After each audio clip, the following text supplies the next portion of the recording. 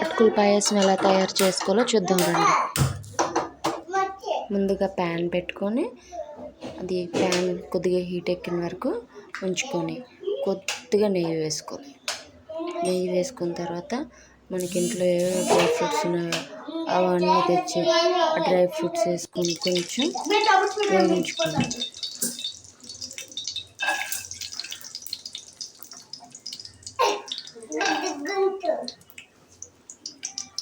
Dry fruits అన్నీ వేగిపోయిన తర్వాత లో ఫ్లేమ్లో పెట్టుకొని వేగించుకోవాలి. మనం ఏం చేయాలంటే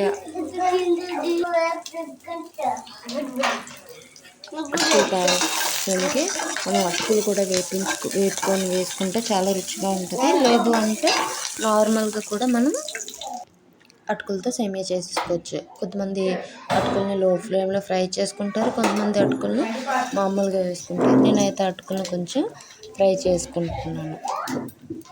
ఇలా ఫ్రై చేసుకుంటే బేగా ముద్దగా అయిపోకుండా ఉంటుంది.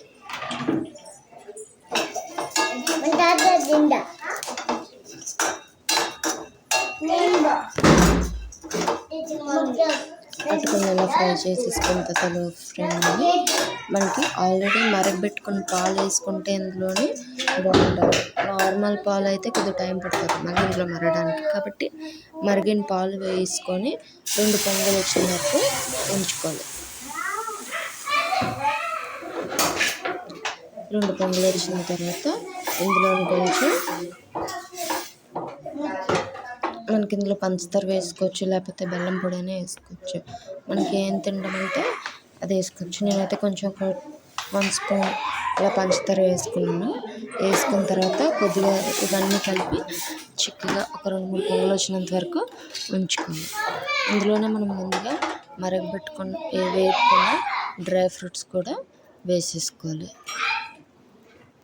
ఆ డ్రై ఫ్రూట్స్ వేసేసుకొని కొద్దిసేపు ఇంకొక 2 పొంగులు వచ్చినంత వరకు 5 నిమిషాలు మరగబెట్టుకుంటే అటుకుల పాయసం మనకు రెడీ అయిపోద్ది. ఎవరైనా ఇంటికి చుట్టాలు వచ్చినప్పుడు సడన్గా ఫ్యామిలీ ఫ్రెండ్స్ వచ్చినప్పుడు 5 నిమిషాలు అటుకుల పాయసం అనేది సింపుల్గా రెడీ చేసి వాళ్ళకి పెట్టచ్చు. చాలా బాగుంటుంది, చాలా టేస్టీగా ఉంటుంది. మీరు కూడా ఇలాగే ఇంట్లో ట్రై చేసి ఎలా వచ్చిందో నాకు చెప్పండి. నా అటుకుల పాయసం అయితే చాలా టేస్టీగా వచ్చింది, రుచికరంగా వచ్చింది, ఎంతో చాలా టేస్టీగా ఉంది. మీకు కూడా నచ్చితే మీరు కూడా ఇలాగే ట్రై చేయండి. లైక్ చేయండి, షేర్ చేయండి, కమెంట్ చేయండి. వీలైతే సబ్స్క్రైబ్ చేసుకోండి. మీకు ఇలాంటి వీడియోలు కావస్తే కమెంట్ చేయండి.